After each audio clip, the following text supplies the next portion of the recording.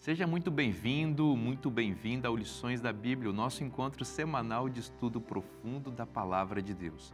E hoje vamos falar sobre um tema muito instigante. O que acontece na vida após a morte? Existem locais de tormento eterno? Existe um paraíso em que almas desencarnadas vivem?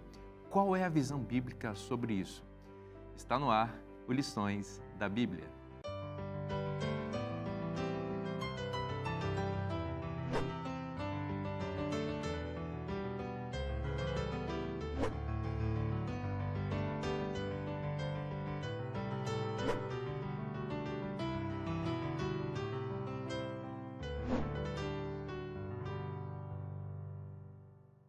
Este é o Lições da Bíblia, o nosso encontro semanal de estudo profundo da Palavra de Deus.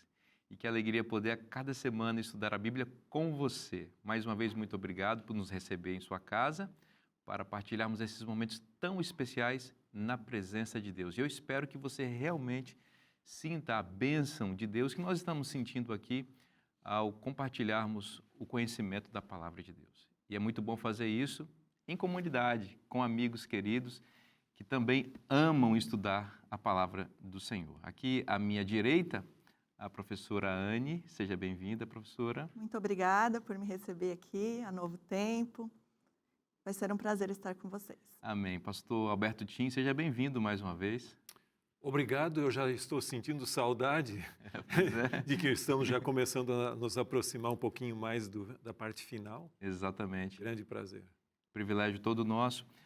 Pastor Wellington, seja bem-vindo mais uma vez. Obrigado, é uma alegria estarmos juntos para continuar estudando a Palavra de Deus. Vou pedir você para fazer uma oração para a gente, por favor. Vamos orar. Deus eterno e Pai bondoso, neste momento, Senhor, nós te agradecemos pela salvação em Jesus Cristo, pela verdade da Tua Palavra e pela certeza de que Teu Santo Espírito nos conduz ao conhecimento de toda a verdade. Nós, neste momento, te pedimos, Senhor, que nos ilumines a mente e o coração, para que entendamos o estudo e para que o apliquemos em nossa vida. Oramos em nome de Jesus. Amém. Deus é um Deus de amor e Ele nos atrai com o seu amor. É isso que a Bíblia nos revela. Mas, infelizmente, a religião cristã, influenciada pela filosofia grega, pelo paganismo, incorporou em grande medida a teoria ou a doutrina da imortalidade da alma e, com isso, algumas ideias que distorcem o conceito de um Deus de amor. E talvez um dos elementos que mais evidencie esse aspecto são as chamas do inferno, né? Das quais as pessoas querem fugir de qualquer maneira. É óbvio que não estamos negando aqui o fato de que a ira de Deus vai se manifestar contra os pecadores e que há um juízo final e que há um acerto de contas. A Bíblia deixa claro isso.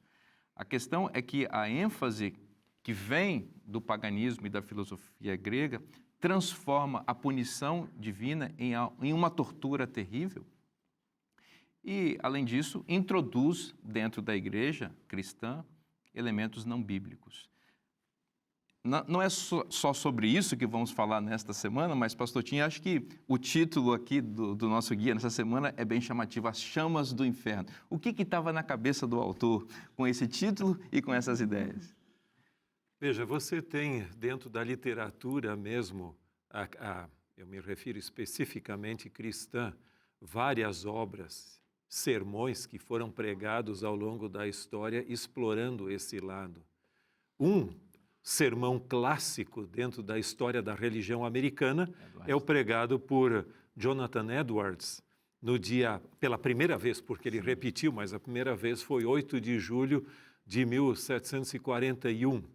E o título, até em português, você tem um livretinho com isso, Os Pecadores nas Mãos de um Deus Irado.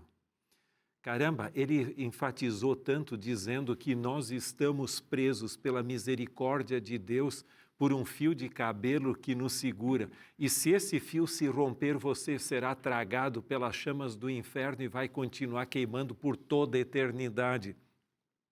Dizem os historiadores que ele não conseguiu concluir primeira vez que ele pregou o sermão, porque as pessoas gritavam e clamavam na congregação pela misericórdia de Deus e abraçavam as colunas que sustentavam a igreja, o templo ali, para buscar, para evitar que isso acontecesse com eles. É interessante, você falou que esse é um conceito grego, e realmente o conceito do inferno vem da filosofia grega, foi incorporada no cristianismo, e é muito interessante que essa doutrina conseguiu preservar o cristianismo antigo e medieval, pós-apostólico e medieval, por uma coisa: você não deixava a igreja. Porque se você deixasse a igreja, você não seria só excomungado, mas você iria para o inferno direto. Então, muitos dos mártires posteriores, não os iniciais que se mantiveram fiéis ao texto bíblico, mas posteriores, eles escolhiam morrer do que renunciar à fé. E para a propagação do cristianismo foi muito bom explorar, bom entre aspas, né, esse lado do temor santo.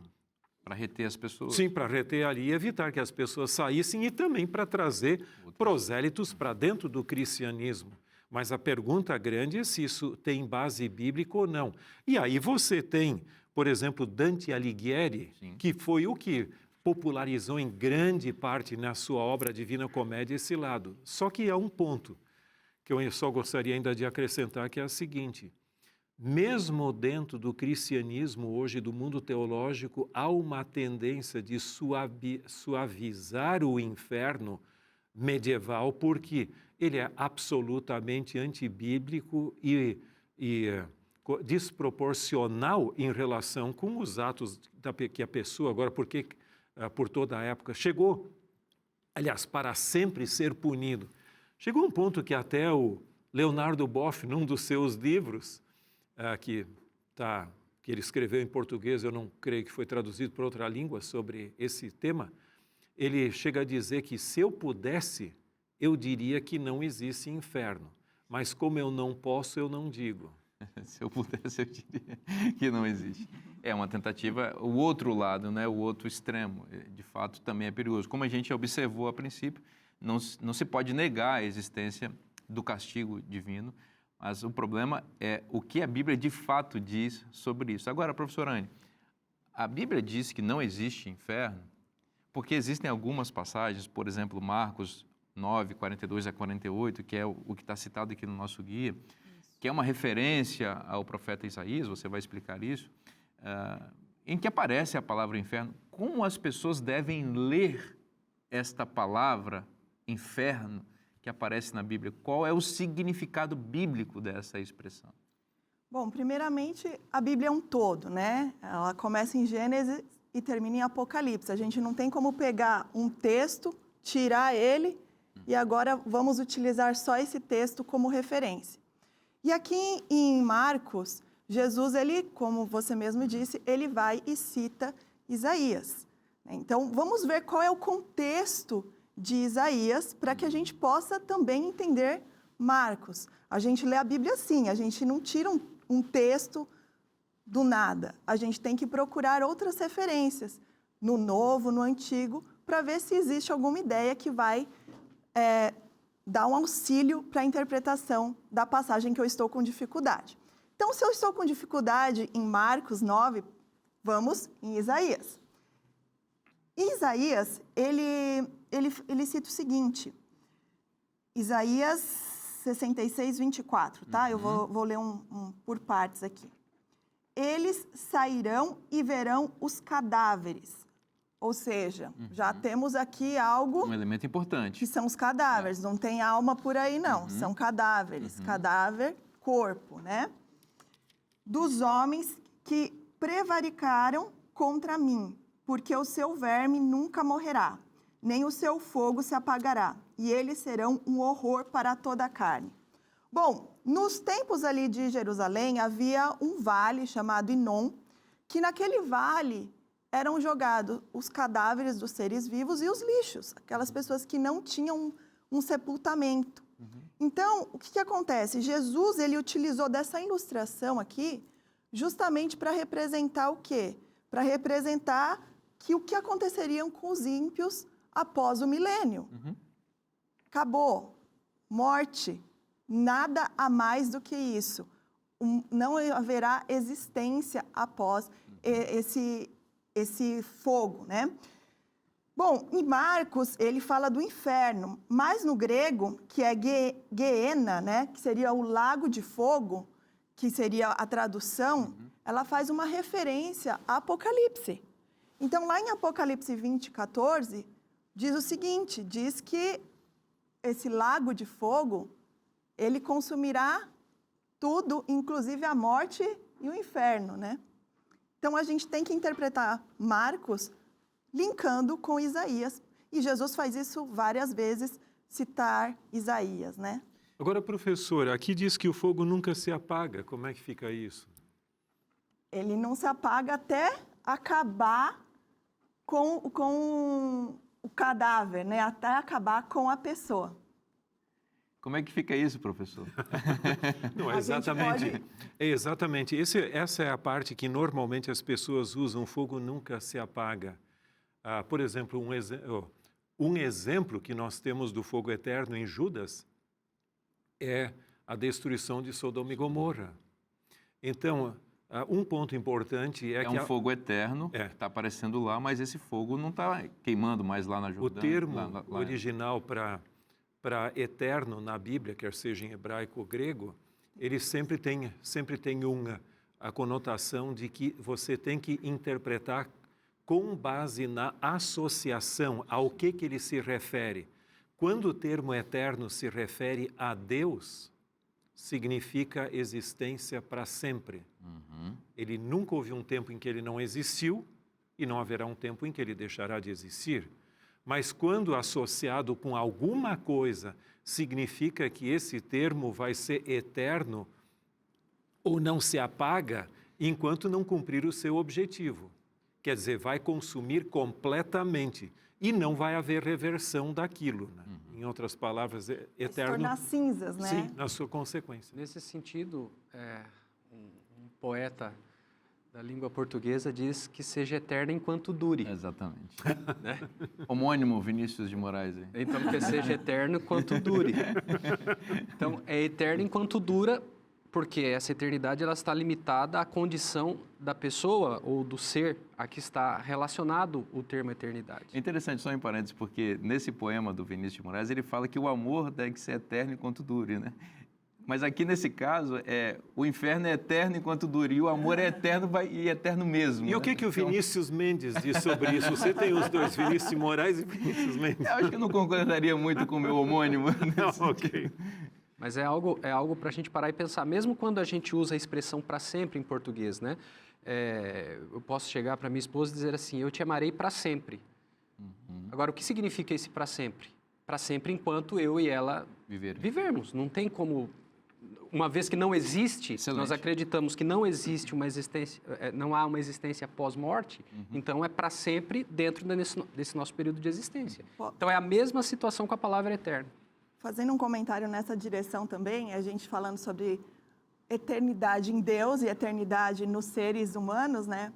A eternidade de Deus já diz ali em Apocalipse, eu sou o alfa e o ômega, né? O princípio e o fim, ou seja, Deus, a temporalidade de Deus, ela é eterna. E quando a gente vai falar de nós, né, dos seres humanos, eu lembro eu tenho filha, né, e eu adoro ler historinhas, e ela ama ler histórias, e quando chega no final, o que está escrito lá no final? E foram felizes para sempre, né? Mas se eu perguntar para ela, que tem só 9 anos, e eu pergunto quando viveram felizes para sempre ali, ela vai entender que viveram felizes até o quê? Até a morte, né? Então, até mesmo uma criança de 9 anos sabe que a eternidade do ser humano, ela acaba ali enquanto há essa vida, né? E nesse sentido, Anne, o texto de 1 Timóteo 6,16 diz, falando de Deus, é o único que possui imortalidade. Então, isso significa que todas as demais coisas, se tiverem imortalidade ou vida eterna, é algo delegado e não inerente. É um dom que Deus concede. Né? Mas peraí, então, pastor Wellington, porque com base nessa expressão, Jesus falou que tem um verme que nunca morre lá em Marcos. Como é que você sai dessa agora? Não, é uma contradição, né? A gente está dizendo aqui que o ser humano, quando morre, morre mesmo. E aqui agora aparece um verbo imortal, né? Então, quando a gente vê o texto, o que me surpreende sempre é a clareza das Escrituras. E como muitas vezes as pessoas não conseguem enxergar, parece que a claridade cega em alguns contextos, né? O texto de Isaías 66, 24 diz assim, eles sairão e verão os cadáveres. Então, a ideia é de morte, de cessação. Dos homens. Aí você fala assim, bom, se é cadáver de homem, então mulher não vai passar por esse processo, se eu for levar tudo ao pé da letra. Que prevaricaram contra mim, porque o seu verme nunca morrerá. Então, os seres humanos morrem, parou a existência, mas os vermes continuam. Esses nunca morrem, nem o fogo se apagará. Então, o verme que nunca morre, ele está relacionado, tanto o verme quanto o fogo estão relacionados com a ação. Né? A ação deles é uma ação definitiva. O que esse texto, de maneira simbólica, está querendo dizer? Por ocasião do juízo de Deus, aqueles que se perderam, eles serão extintos definitivamente para sempre.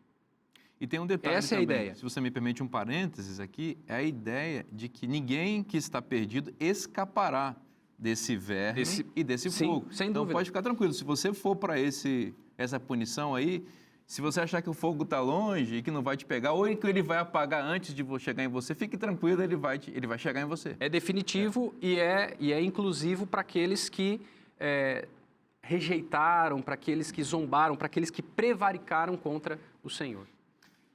Muito interessante estudar a palavra de Deus e conhecer os contextos, as ideias, e a gente percebe que a clareza nos ilumina e nos permite entender o que Deus realmente pensou sobre esses temas.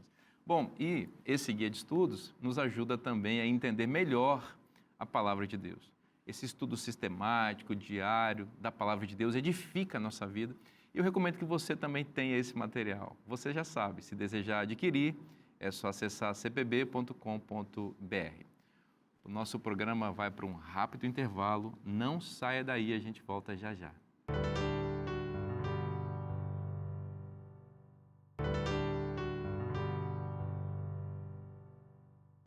Estamos de volta para continuar estudando a palavra de Deus.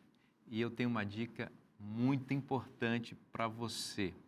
Um bom comentário bíblico amplia nossa visão sobre a palavra de Deus. E quando o comentário é inspirado, muito melhor. É por isso que nós preparamos a cada trimestre, a cada temporada, esta seleção dos escritos inspirados de Ellen White sobre os temas do nosso guia de estudos. Aqui você vai encontrar ampliações muito interessantes, muito importantes, muito espirituais também, que vão ajudar na sua caminhada cristã, especificamente neste caso sobre o nosso tema do guia de estudos. Então, se você deseja adquirir esse material e ter essa bênção todo dia com você em sua casa, é só acessar cpb.com.br. A gente está conversando aqui sobre essas ideias estranhas à Bíblia, mas que estão presentes, lamentavelmente, na cristandade, sobre os temas da vida após a morte, especificamente em relação à punição de Deus. A ideia das chamas do inferno amedrontam as pessoas e muita gente permanece nas igrejas ou se aproxima das igrejas, não por causa do amor de Deus, que é atrativo, mas por conta do medo, esse medo que não aparece na palavra de Deus.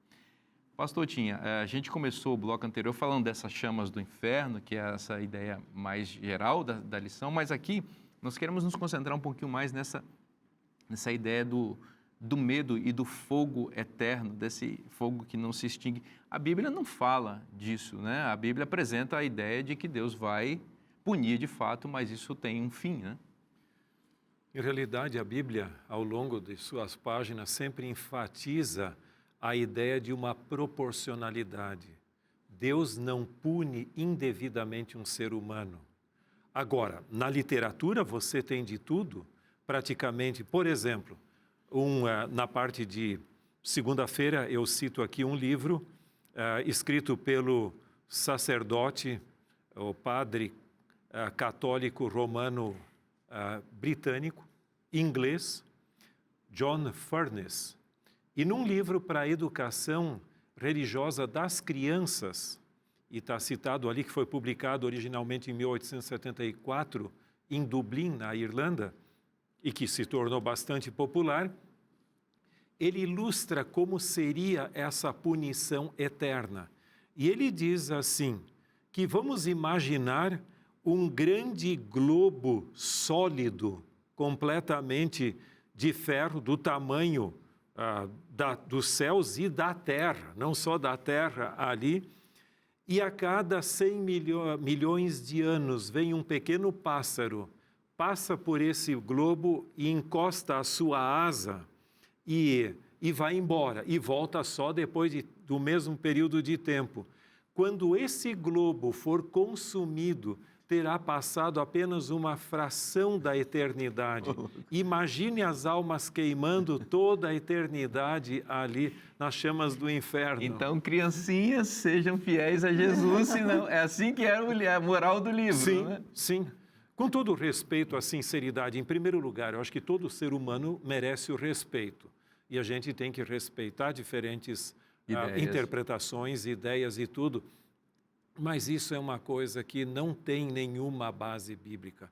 Ainda que você não chegue ao ponto de exagerar desta forma a questão do inferno, qualquer noção de um fogo que nunca apague, a pessoa sendo punido pela eternidade, é completamente antibíblico e desproporcional em relação com o que a Bíblia diz, que o julgamento e a punição serão, e a retribuição serão segundo as suas obras, como diz em vários textos. Imagina, como o senhor já mencionou, né, uma criancinha, vamos lá, um pré-adolescente, queimando por toda a eternidade ao lado do próprio Satanás ou de monstros humanos, pedófilos, estupradores, genocidas, pessoas malignas que já viveram na história da humanidade, e a mesma proporção de punição para essas duas pessoas, não parece justo isso?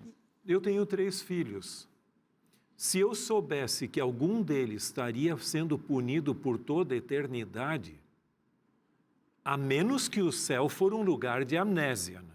Onde você não vai lembrar de nada, mas esse não é o caso. Quando a Bíblia fala que do mal não se terá lembrança, não é no sentido que agora vai haver uma amnésia, ou que Deus também não conhece, é no sentido que não vai interferir na nossa felicidade. Mas eu ficaria muito triste, eu tendo todos os privilégios do paraíso, sabendo que um ente querido está sendo queimado lá. Isso também feriria o caráter de Deus, porque a essência de Deus é amor. Eu não consigo ver amor aí, eu só consigo ver punição, né? Exatamente, não há amor nem justiça. Exato, a questão da justiça. Veja que a própria justiça humana, os tribunais, eles, ao debaterem a respeito de algum crime, eles vão trabalhar dentro da proporcionalidade, né? Então, o advogado de defesa, ele sempre vai trabalhar com atenuantes. Não, é proporcional? Não é proporcional? Então, se os tribunais humanos, eles buscam esse tipo de justiça, quanto mais Deus, que é amor e justiça. Exatamente. Do ponto de vista bíblico, a gente encontra claramente que essa ideia não aparece. E um texto muito interessante é o texto de Malaquias, no capítulo 4, e é o final aí do cânon bíblico cristão, né? E já deixando como é que vai ser no fim das coisas, né? Exatamente aí o profeta Malaquias, né, a professora Anne nos fala sobre esse conceito, né? Aqui em Malaquias 4:1 diz o seguinte: pois eis que vem o dia e arde como fornalha, ou seja, destruição completa dos ímpios. Então aparece a ideia de fogo aí. De fogo novamente, essa ligação aí com o fogo. Todos os soberbos e todos os que cometem perversidade serão como restolho, ou seja, isso daqui é o juízo relacionado aos ímpios, né? E o dia que vem os abrasará, diz o Senhor dos Exércitos, de sorte que não lhes deixará nem raiz nem ramos. Ou seja, o dia é o dia qual? O dia do Senhor, né? O dia que terá esse juízo. Agora, uma parte que chama atenção é esse finalzinho, deixará nem raiz nem ramo. Até aqui o Senhor nos dá ilustrações, né? Ele nos mostra ali no concreto várias coisas. E eu não sou muito de planta, não, mas a minha sogra, ela gosta bastante de plantar. Toda vez que ela quer eliminar por completo sem que haja a existência novamente de alguma árvore, de alguma planta, não adianta ela cortar só um pouquinho, né, ou podar, porque vai passar o tempo e vai acontecer o quê? Vai brotar. Para que haja a exclusão total daquela planta, daquela árvore, é necessário que ela retire o quê? Toda a raiz. Então, naquele buraco não vai existir mais resquício nenhum de que houve alguma planta, qual tipo de planta, porque ele foi eliminado por completo. Então, aqui a gente vê isso. Essa destruição completa se refere a justamente isso. Não haverá mais resquícios sobre isso. Então, o fogo de Malaquias aqui é um fogo... É o fogo de Malaquias, É o né? fogo de Malaquias. Esse é o fogo eterno. Isso. Porque ele é eterno em suas consequências. Ele não deixa nem raiz, nem ramos. Pastor Vinícius, e ali na sequência, no verso 3, né, reforçando essa imagem que a professora Anne trouxe, dessa extinção completa, né, pisareis os perversos porque se farão cinzas debaixo das plantas de vossos pés naquele dia que preparei, diz o Senhor dos Exércitos. Eu sou de uma região do interior do estado de São Paulo que tem muita cana. E o terror era quando a minha mãe lavava a roupa e naquele dia tinha queima de cana. Porque a fuligem, né, ela acabava se espalhando por todo o ambiente, ali, por todo o território. Né? E quando eu era criança, eu achava graça daquela fuligem e eu ficava pisando. E eu achava engraçado aquilo e minha mãe... A sua mãe nada. Muito feliz com aquela fuligem caindo sobre a roupa, né? Mas a gente ficava brincando de pisar naquela fuligem. E essa imagem de Malaquias 4:3, ela me remete a essa ideia da infância, né? De ficar pisando naquela fuligem. É lógico que aqui não estou tendo uma visão sádica, né? Dessa situação, mas essa imagem bíblica, ela demonstra o nível de extinção dos ímpios. Então, é para eliminar por completo, não sobrar nada, nem fuligem, né? Vai ficar desses ímpios. O que não se coaduna em nenhum momento com a ideia de alguém que vai viver em tormento para todo sempre. A gente está enfatizando esse ponto porque a gente usou aqui a palavra sádico, né, que vem do sadismo, que é ter prazer na dor do outro. Então, essa ideia de um fogo que não acaba nunca, e de pessoas que estão queimando nesse fogo para sempre, sugere a imagem de um Deus que se diverte e que tem alegria no sofrimento daqueles que não fizeram a sua vontade. Então, isso é uma ideia muito estranha à Bíblia e que corrompe muito o caráter de Deus. Deus, ele vai de fato punir porque ele é justo. Mas a punição dele, como já foi bem colocada, ela é equitativa, ela é proporcional também àquilo que as pessoas fizeram, mas ela é nos termos de uma aniquilação, exatamente para, primeiro, eliminar definitivamente o pecado do universo, porque foi o pecado que causou toda essa tragédia, então ele precisa ser removido. Veja, se as pessoas pecadoras, elas queimam para sempre, o pecado para sempre existirá no universo, portanto, esta mácula que causou tanta tragédia no universo e neste planeta, ela nunca se extinguiria. Então, o plano da salvação não cumpriu o seu propósito definitivo nesses termos. Então, Deus precisa eliminar. Segundo, Deus, ele é um pai que ama, inclusive, aqueles a quem ele vai destruir. Por isso, ele vai aniquilá-los e não vai querer vê-los sofrer por toda a eternidade. Acho que o senhor se movimentou aí. Veja, esse é um ponto. Então, em outras palavras, voltando ao que a gente já mencionou em outra ocasião, o pecado é mais poderoso que Deus, porque Deus não o pode destruir. Exato. Ele teve um início antagônico ao plano de Deus e ele vai coexistir com Deus. Então, Deus não vai conseguir colocar um fim naquilo que é antagônico ao seu plano original. Pegando um gancho nessa sua fala, agora muito interessante, a ideia do purgatório também, que é uma ideia católica, com todo respeito aos nossos irmãos católicos, nós precisamos enfrentar essas ideias que não são bíblicas, né, à luz da palavra de Deus, também sugere a ideia de um Deus ou de um evangelho não capaz de cumprir seu propósito definitivo na vida de uma pessoa e que faz mais ou menos esse trabalho dando à pessoa pós-morte, pós-vida, né, uma oportunidade de fazer aquilo que o evangelho não pôde fazer, né? Se você lê uma obra de Platão, onde ele registra as falas de Sócrates, Fedo, eu creio que é o título em português, se não for, me corrigem, por favor, mas ali ele fala em relação com o que ocorre após a morte. Então, aqueles que se purificaram pela filosofia vão direto para um lugar superior. Aqueles que forem incuráveis, no caso que não tem reversão, vão para o Tártaro ou para a sua punição eterna. Agora, aqueles que ainda têm a esperança em mudar, eles passarão por um rio ali até um lago e lá eles vão sendo purgados através de orações e outras coisas mais até serem absolvidos.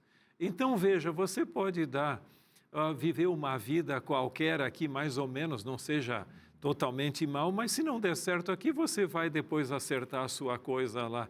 E essa ideia dentro do processo de helenização, com certeza, por exemplo, o cristianismo pós-apostólico, católico, absorveu esse conceito.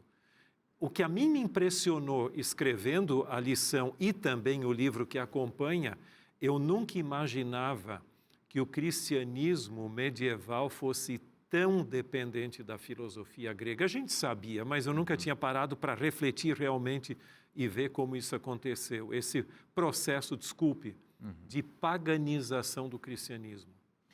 Para benefício das pessoas que estão nos assistindo agora e que talvez acreditem, né, ou cresceram nessa tradição, entendendo que existe este local intermediário, o que a gente poderia dizer para essas pessoas, e aqui abro para vocês 3, do ponto de vista bíblico, que esta crença seja incompatível com a Bíblia? Que evidências a gente pode mostrar para essas pessoas aí? O que vocês teriam a dizer sobre isso?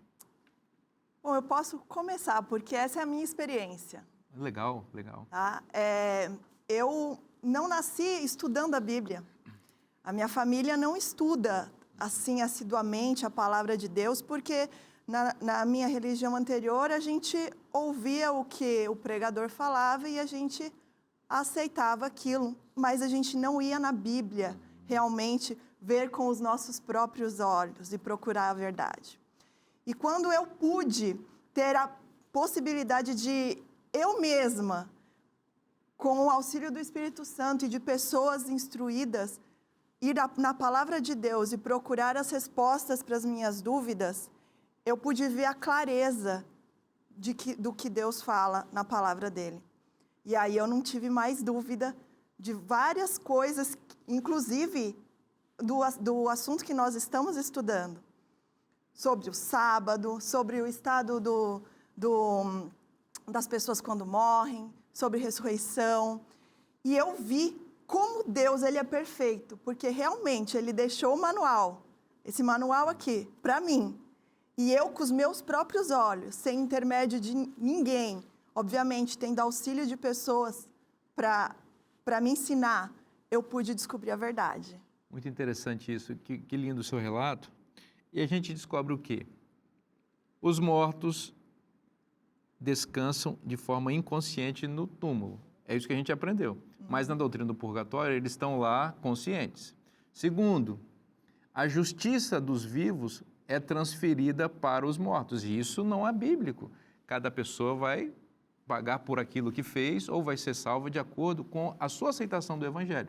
Não eu aqui orando pelo meu pai, para que Deus tenha misericórdia dele lá, pagando penitências por ele, enfim. É uma série de elementos que são contrários à palavra de Deus. Jesus é o nosso único mediador, não pode ser outro ser humano, não é? E a morte, ela é seguida pelo juízo final e não existe oportunidades pós a morte. É por isso que nós precisamos aproveitar as chances que Deus está nos dando enquanto nós estamos vivos. Não existe chance posterior, tá bom? A gente vai fazer um intervalo rápido agora. Não vai embora não, porque a gente continua aqui.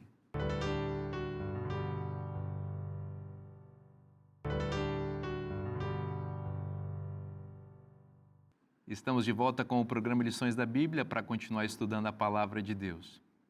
E a gente tem falado a você toda semana da importância de você ampliar seu conhecimento com bons comentários. E aqui estou na minha mão o comentário escrito por ninguém menos do que Alberto Ronald Tim, está aqui na minha frente, o autor do nosso guia de estudos e também o autor desse comentário tão interessante da Casa Publicadora Brasileira sobre o nosso guia de estudos. E eu estou aqui exatamente no capítulo 10, que corresponde ao nosso tema de hoje, que é as chamas do inferno. E aqui o título é o mesmo, no capítulo 10.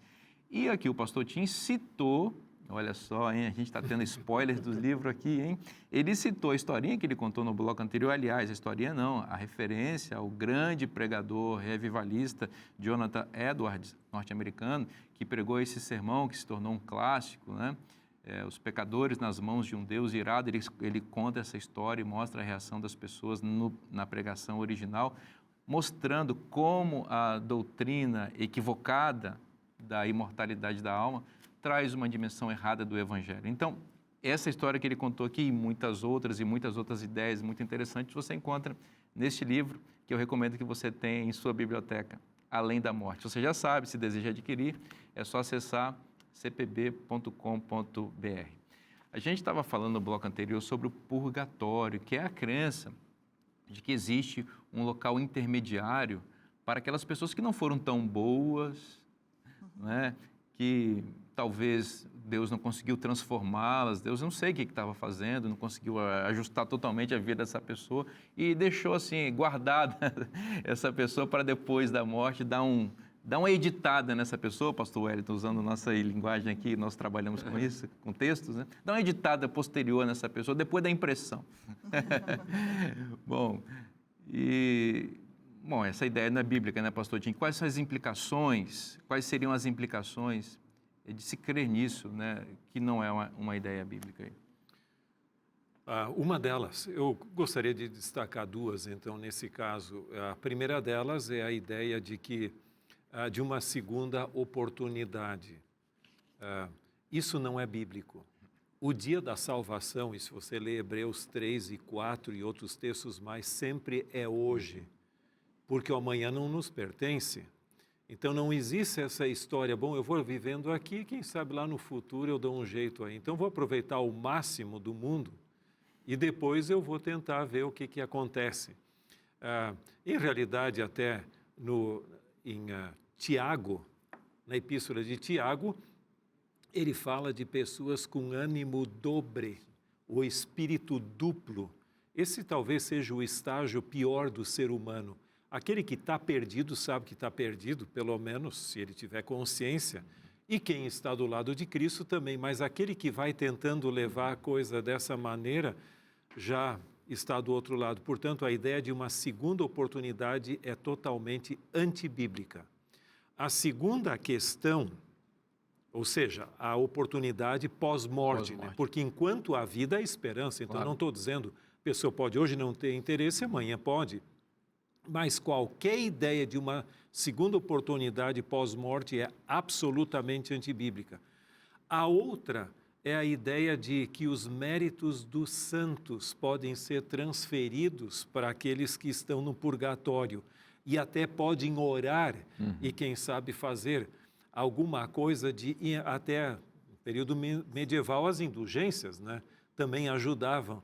E até tinha aquele vendedor de Tetzel, que Lutero se deparou com ele lá perto de Wittenberg, do outro lado do rio, que dizia, tão logo a moeda no cofre cai, a alma do purgatório sai. Né? É só ouvir o barulhinho da moeda caindo no cofre que... Era comprada a saída, e essa era uma maneira de conseguir recursos financeiros. Mas, desculpe, mas isso não é o conceito bíblico onde você compra a salvação pelas suas ofertas generosas. Agora, tem um outro ponto, um texto Você já pensou também, vamos pensar no caso hipotético aqui, né? O camarada confiou que a família dele vai orar por ele depois, ou vai pagar alguma coisa por ele e viveu. E se a família dele não quiser encontrar com ele de novo? Eu vou deixá-lo lá no purgatório para lá mesmo, não vou pagar indulgência nenhuma, não vou fazer oração nenhuma, porque eu não quero reencontrar com esse camarada. Não dá para confiar muito. Não dá para confiar muito nos outros, é melhor confiar em Cristo. Sim. Agora, é um texto que eu acho muito interessante, entre outros, mais um apenas aqui, Ezequiel capítulo 18, verso 20. É bem explícito. A alma que pecar, ou seja, nós já sabemos que a alma é o ser humano, né? A pessoa que pecar, essa morrerá. O filho não levará a iniquidade do pai, nem o pai a iniquidade do filho. A justiça do justo ficará sobre ele, e a perversidade do perverso cairá sobre ele. Então, não existe, biblicamente, essa ideia de transferência de méritos. Salvação individual, né, Sim, pastor? sim, essa ideia de que há um tesouro de méritos que pode ser transferido para alguém no purgatório. Não. Muito interessante. Agora, um outro ponto que a gente precisa pensar aqui, e eu peço a ajuda de vocês nesse sentido, é que, bom, o purgatório a gente já viu, mas existe uma ideia comum entre cristãos, e independentemente agora de segmentos, à exceção do adventismo, né? De que o paraíso é um local de almas desencarnadas aí fora do corpo, né? E aí as pessoas ficam olhando aquela turma vestida de branco, né? Tocando arpinha, aquela ideia de anjinho sentado em nuvem. E o pessoal fica pensando, mas será que o inferno não é melhor do que isso daí? Não, tem gente que vai brincar com isso hoje, né? Porque está muito monótono essa ideia desse céu aí, e se for assim eu não quero ir. O céu bíblico não é esse que a gente vê, né, no imaginário das pessoas, né? De forma alguma. E tem um detalhe, nós precisamos sempre nos lembrar da coerência das Escrituras.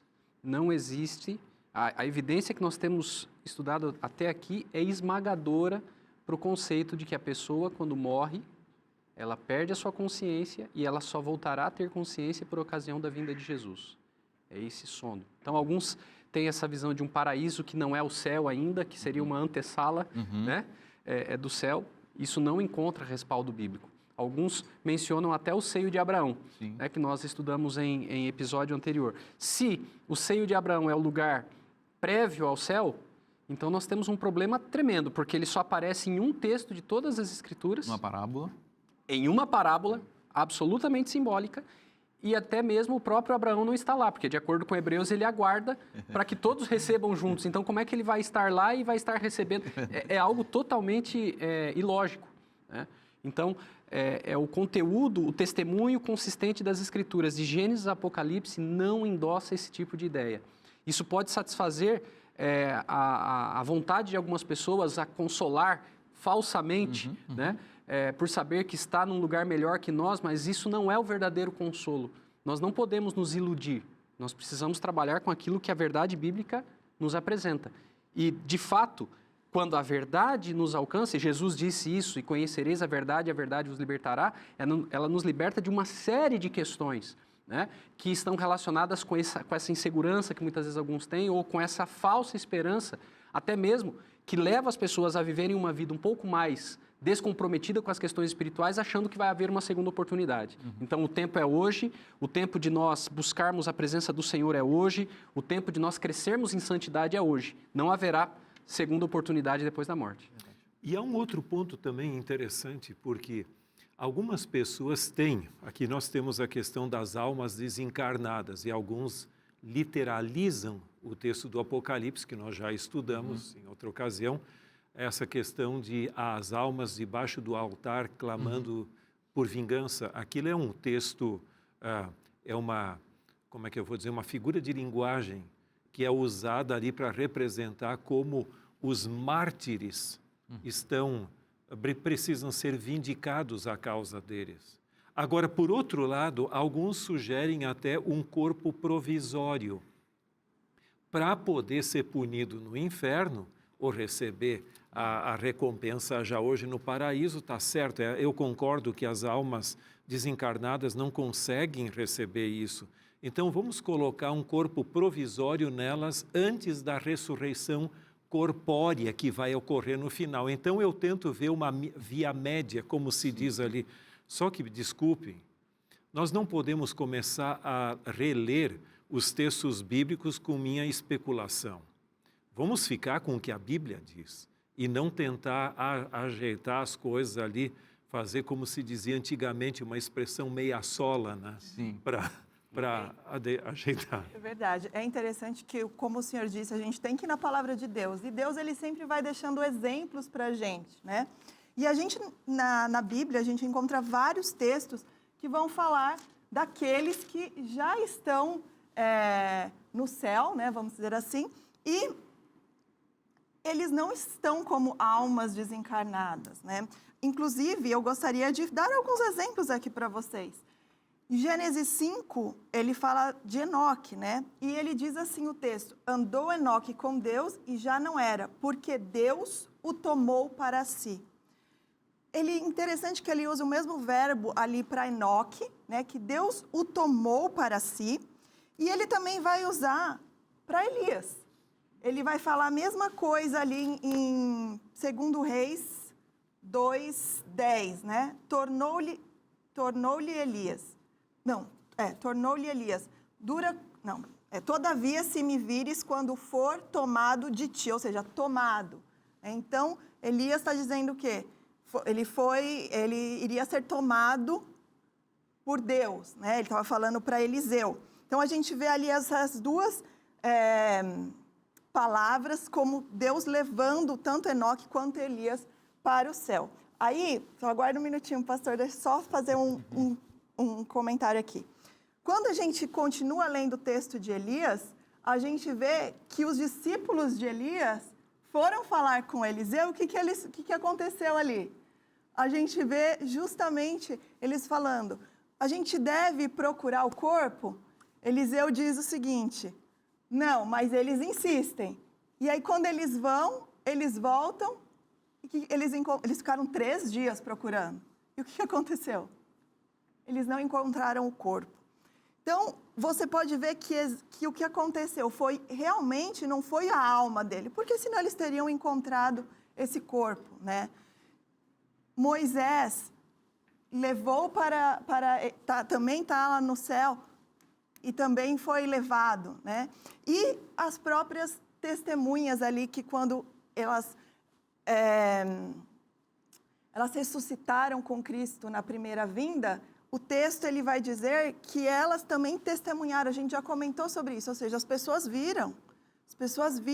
Então, não é alma aí no céu, alma penada, né? Ou alma que já está no paraíso. Não, são pessoas físicas, corpóreas, que estão já lá, e assim será conosco. Desculpa. Não, por favor. Eu gostei tanto que me empolguei com a sua colocação, porque, veja, no Monte da Transfiguração, por acaso, os 3 discípulos de Jesus que estavam com ele, que tiveram a oportunidade de testemunhar a transfiguração de Cristo em Mateus 17, não reconheceram ali Moisés e Elias. Então, se fosse simplesmente uma alma com outra identidade, com outro semicorpo, sei lá o que dizer, um corpo provisório, talvez seria difícil, não. A identidade foi mantida. Em realidade, isso aqui é um mistério, mas a ressurreição mantém a nossa identidade. Só nós não temos os vestígios do pecado e a limitação do tempo, que desgasta as coisas. Mas o conceito bíblico é tão real que nós seremos conhecidos como somos. Tanto é que temos evidência desses que desceram de lá até, né? Eu tive o privilégio de pregar numa Campal, que é um congresso, né, uma celebração que acontece todos os anos lá na cidade no vilarejo de Ribeirão, lá no Espírito Santo. É uma comunidade de pioneiros adventistas alemães. E ali, como na maior parte dessas comunidades de pioneiros adventistas alemães, há um cemitério em que sepultam as pessoas daquela comunidade. E eu fiquei impressionado que à noite, num momento social ali, havia milhares de pessoas. O cemitério é iluminado e as crianças iam brincar no cemitério. E eu fiquei assim impressionado com isso, porque na cultura nossa, brasileira, as pessoas morrem de medo de passar em frente ao cemitério. E naquela comunidade de adventistas do sétimo dia, que creem na visão bíblica a respeito do estado do ser humano da morte, as crianças não tinham o menor medo de ir ao cemitério. E a minha filha foi brincar lá no cemitério com a outra amiguinha. Eu fiquei pensando, mas que coisa.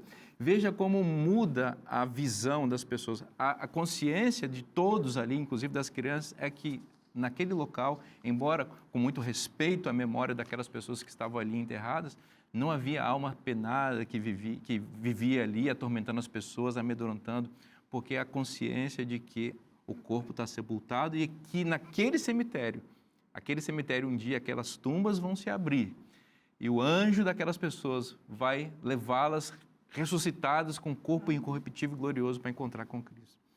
Essa é a esperança da palavra de Deus. Você não precisa ter medo de Deus, não precisa ficar pensando ou crendo em ideias estranhas da palavra de Deus. Veja, Deus é um Deus de amor e Ele providenciou um plano certinho para salvar plenamente aqueles que nele creem. Então não fique com medo de inferno, não fique com medo de alma penada, não fique tentando pagar para ser salvo, para ir para o céu, ou para tirar pessoas que não estão lá, eventualmente que já morreram. Creia no Senhor Jesus Cristo e você será salvo. E viva sem medo, viva feliz, viva livre. Esta mensagem maravilhosa está na Bíblia. E se está na Bíblia, é bom para você. Eu te espero na próxima semana.